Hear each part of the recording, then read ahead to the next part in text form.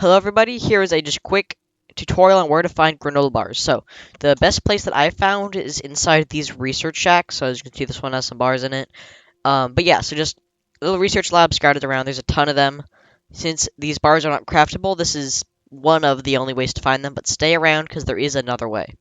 So the other way is in labs. So if you have, found all the bars within these research stations, you may want to go to a lab. So if you don't know, then the labs are simply there's Hedge Lab, Haze Lab, Pond Lab.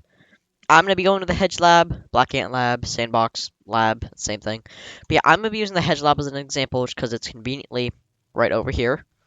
But in these things, they usually have, I'd say, between probably like 5 and 15 granola bars. Like these things are full of them.